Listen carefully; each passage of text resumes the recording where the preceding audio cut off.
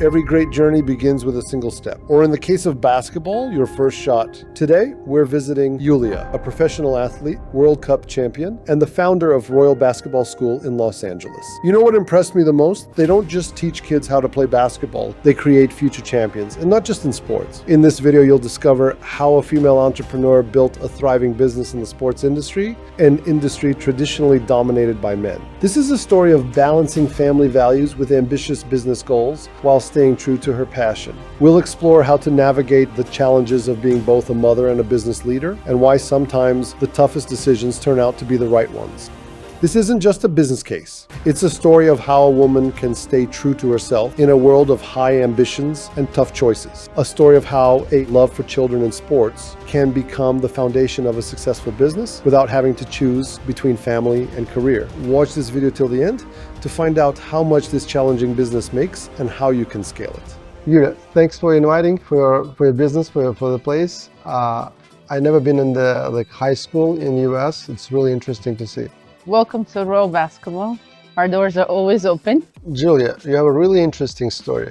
Can you share when did you came to this country, what you did before, and how did you really start at Royal Basketball School? Well, it's actually a pretty long way, and it started 2 generations ago with my father and my parents. So my dad played for the Soviet Union national team, and my mom played for Dynamo Moscow. So in 2005, my brother was drafted by the Clippers. He was number 12 draft pick, and this is how the family moved to Los Angeles.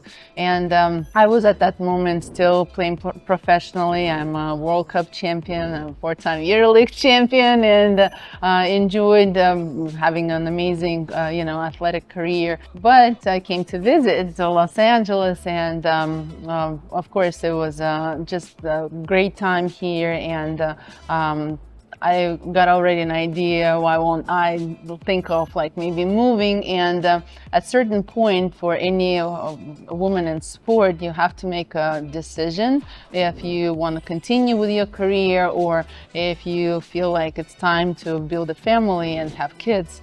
And in 2009, I decided to have kids, and and never regret. I love my children, and at that moment, I've moved to Los Angeles, and this is how the whole new vision of the family being together and loving the game of basketball brought an idea up, why won't we start a basketball school and share our knowledge and pass it on to the next generation. So this is how it all started. That's interesting. If you'd like to see more of these kind of videos, please like, comment, and subscribe, and share with your friends. And we're going to be glad to share our experience. Can you tell me the difference between playing in the professional sports versus the business?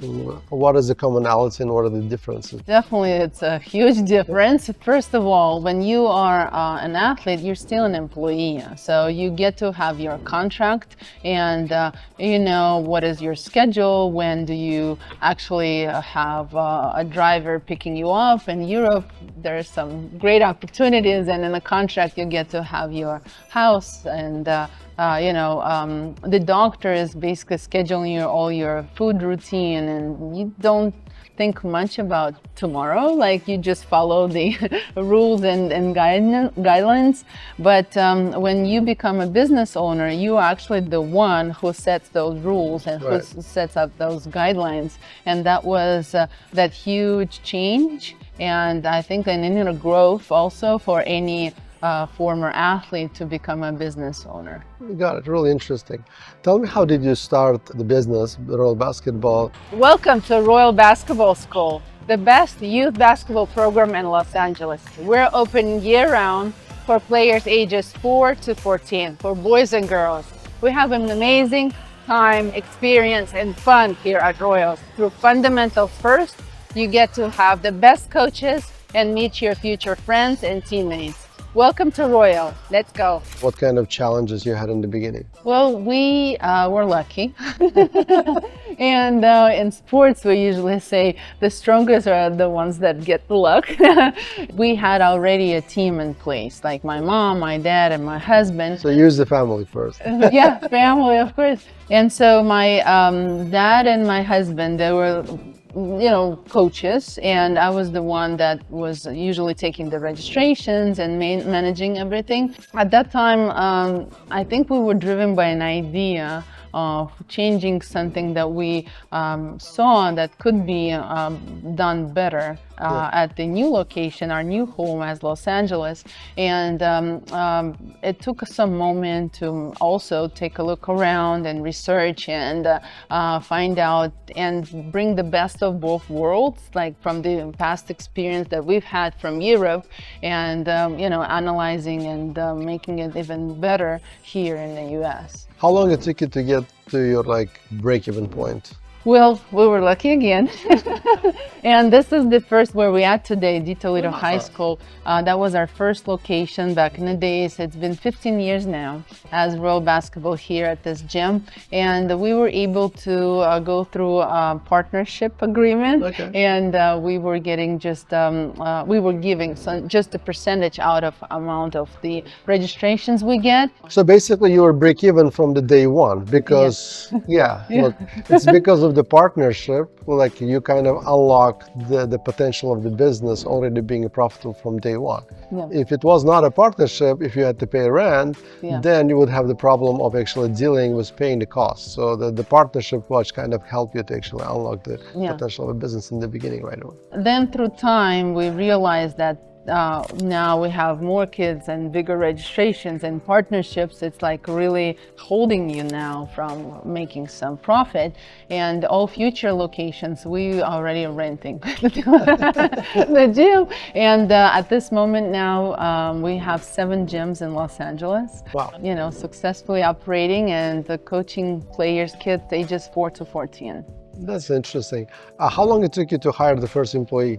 About 3 years. 3 years? Yeah. So the reason it's because at first we looked around and how other programs are doing and their parks and YMCA's and a lot of other youth basketball programs, and we've decided to copy a model of having some parents to become volunteers. But after 3 years, we've switched that model into having employees. So first 3 years you were using volunteers, parents, right? Yeah. Then after that you had to hire in-house salary or hourly employees. Maybe also because we grew and had some profit and we were able to make sure that we make payments. Is it big competition basketball school? Yes. Well, there's How many schools in LA? Oh, well, just around us another 200, but 200 schools? Yeah, like different programs. They're not that big as we are, but that's what we've noticed. And to be honest, if we would knew, we probably would be a bit intimidated to start one. If you knew the market size, you mean? No, the market size is huge. Basketball is one of the 3 most popular sports in the US. Yeah. But the amount of competition of the youth programs that are dedicated and coaches, what we've noticed is that it's usually a dad of a son or, someone that is really a basketball fan, and they did not have any system in place. And what we're bringing in to the table is that we have different levels. We coach kids and they move from the beginners to really advanced players, play competition. So we're really. So what is the beginning, what is the end, your ages of the students? From 4 to 14 years old, which is elementary and middle school. Preschool, elementary and middle school players. So we get them ready for their high school teams. When we're talking about sports, the majority is actually it's a men's sport. Now you own one of the biggest basketball schools. How come? And what kind of challenges you had to deal with? Well, I believe that, it's just some conversations about being a woman or a man. I believe it's more about personality. And if you have your strong intentions and your strong will and you can lead your team, of course, it could be a challenge at first because you need to gain those checkpoints points and recognition and approve of your way and approve of your goals at first, but then you will have that team of your supporters, your teammates, and the opposite. Here at Royal specifically, our administration and hence, a lot of course, male coaches. They are gladly, and happy to be part of something big and with a big idea in mind. They don't see who is male or female. We actually have a lot of girl coaches too. Why do you do business? I don't look at a business as a business.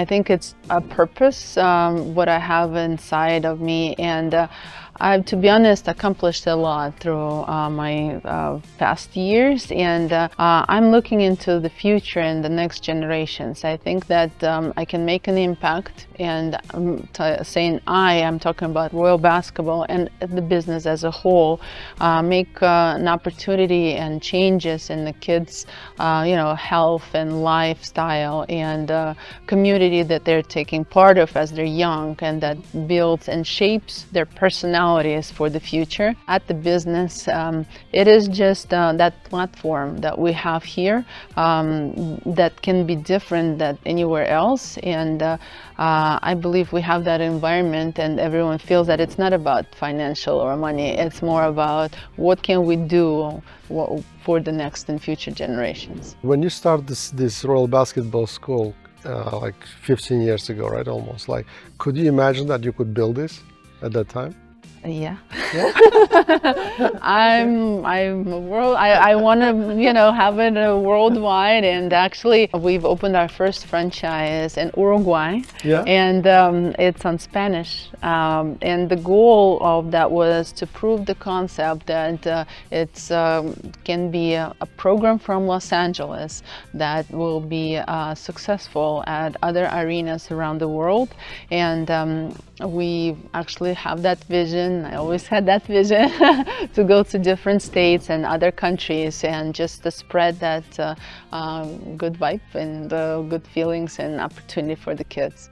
Basically, if someone would reach out to you that about opening up another location, like on partnership or franchise licensing, you would be open to, right? Definitely. Yeah, that's cool. I think that the partnership is a really scaling, like it's unlocking the scale. Tell me about a vision, like next 5 years, 10 years, 25 years, like how do you see the Royal Basketball School in the future? We go step by step.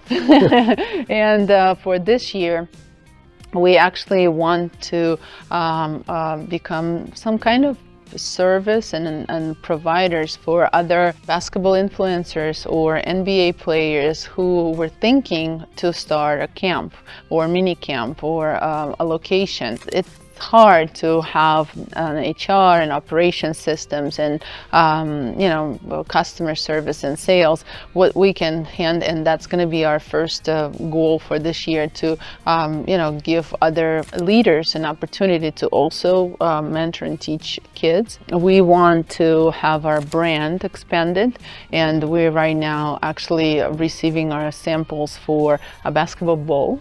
That will be branded Royal from Los Angeles, and definitely to partner with other locations and go different states. So that's going to be a 5-year plan and a 10-year vision to be worldwide recognized. That's what we're here about. By the way, why did you call it Royal Basketball School? Who named it? It is a translation from my last name. Oh, God. Yes, it is. Interesting. So Yes, so my last name on Russian, it's actually a queen. Yeah, and a lot of friends of mine just calling me Queen. And that's how it is a Royal Basketball School. Can you tell me about the business and the family life? And I believe you had your business with your husband, with your family. How was at that time and how is now? Of course, me and my husband were 20 years together. So we had our first challenges when we were athletes. So he's also a former water polo player, and he played for the national team. So when I had my bad games and I'm crying on his shoulder, he was not crying on mine, but still, we were always on top of each other's support.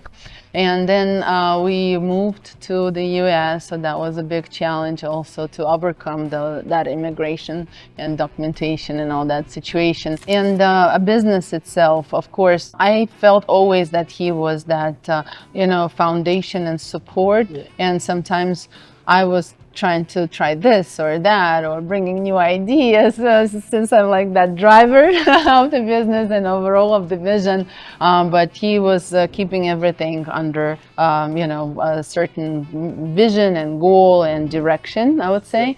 And later, we came to the point where he has a law degree, and he worked a little bit after he finished his athletic career as a judge assistant in Russia, and we got to the point that he was just more interested in numbers and paperwork and all that stuff.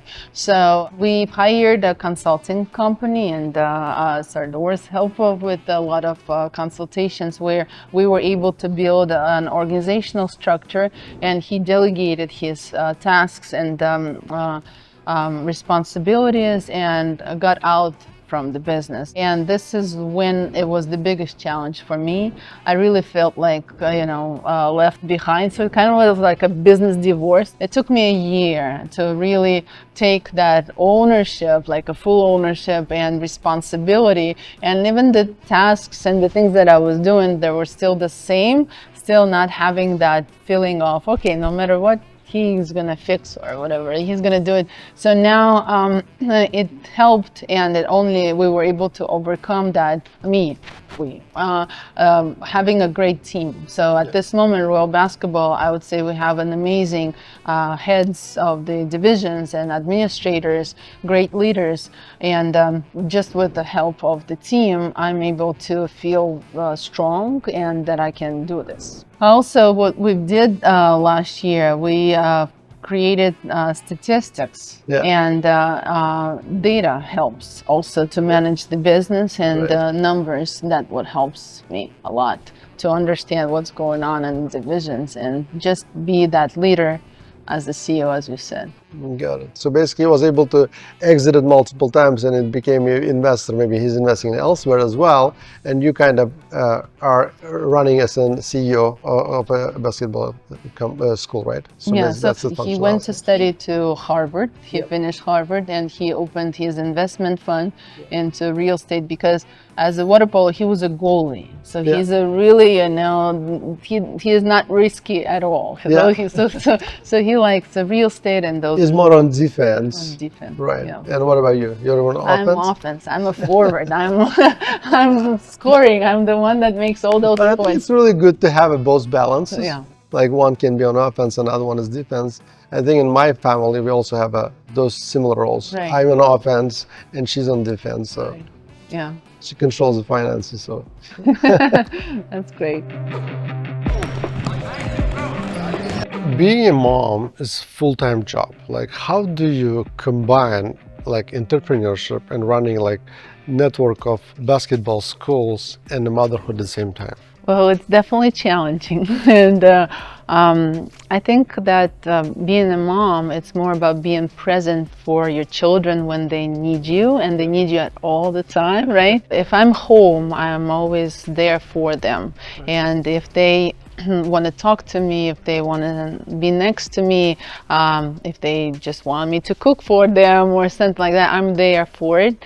And sometimes I basically don't have time for myself that much, and I don't remember when I watched TV the last time, but I feel that it's not about kids being your kids, it's about being mom for them, so they feel that you are theirs.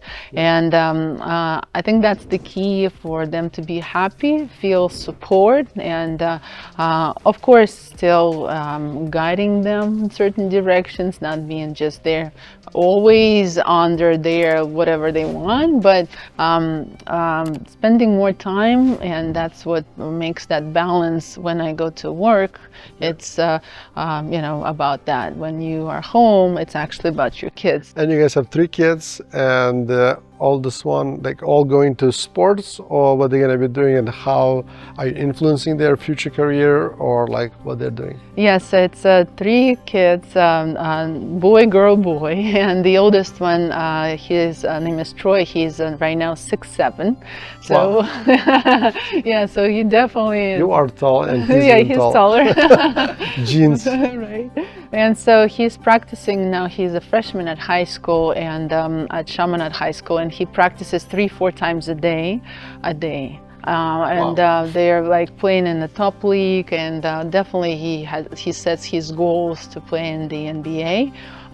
But I want to share that in addition now to athletics and academics, there's also one more direction that nowadays athletes should take. It's what we started with Troy. We opened a YouTube channel and an Instagram account where he is now, have his followers that can help him to build his followers to have maybe an offer at already college or university level. Yeah. And nowadays they can actually make money much sooner at 18 or 19. So having, doing them sports at the early age, you actually already build some career path. Do you believe that kids should choose their own career, or do you think your parents should kind of choose it for them, or they have to kind of affect on it? Like, what is your opinion on it? I think that definitely environment shapes the person and the child. But do you the one who is shaping the environment, or you let the environment that little extra point? Yeah, well, I can again just say through the experience that I've had, because a lot of the families and kids that attend Royal, I can see what happens after is that if you do let go at an early age, it just takes longer for them to put their things together and become someone that they want to be. While if you spend more time like setting up goals and taking them here and there through sports or through other activities, they start to set goals for themselves at the younger age. And by the time they are in college, they will be more independent. So basically, Royal is not about just health and sports. It's actually about protecting the kids from going in wrong environments. True, definitely. Like if we would think of teenagers especially, when they at that age they separate from parents, they want to build their own character. Right. And as humans we cannot be by ourselves, so then they need to stick to some other community or some other friends, and in this case they start to maybe paint their nails black and go in to some events that you don't want them to go. We're not talking about bad habits, but if they are in a team, in a sport, if they recognize themselves as athletes, as basketball players, or any other sport or any other activity that is taking most of their time, then they actually stick to other community than home, I would say, but they're guided and they're supervised, I would say, in that time of their in that teenage age. Got it. Now it makes sense. What do you think about work-life balance and actually combining the motherhood, the business, and yourself? I do have a calendar and the calendar helps to balance it out. There were a few books like A Miracle Morning, for example, that help to wake up earlier.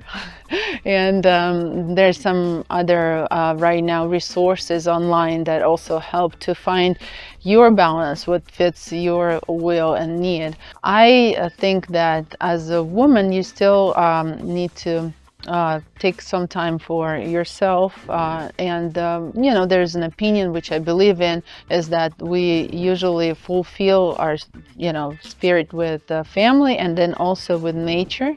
So maybe going sometimes to a hike or some vacation trips that helps to balance out ourselves. And talking about work, there are definitely certain amount of hours that you can be at your top performance, and I'm taking sometimes naps if I need a refresh, and there's nothing wrong about it. So it's just staying healthy and balancing out your whatever interest you have. Got it. Julia, thanks for inviting to your business, letting us to see the business inside out, to be able to actually understand how your business works. It was really interesting, and I'm sure everyone liked it as well. Thank you very much. Thank you so much. Thanks, Sardor, for coming and for your vision and your support a lot. It was a pleasure. Appreciate it. Thank you. Guys, if you like the video, please like and subscribe. Thank you. See you in next videos.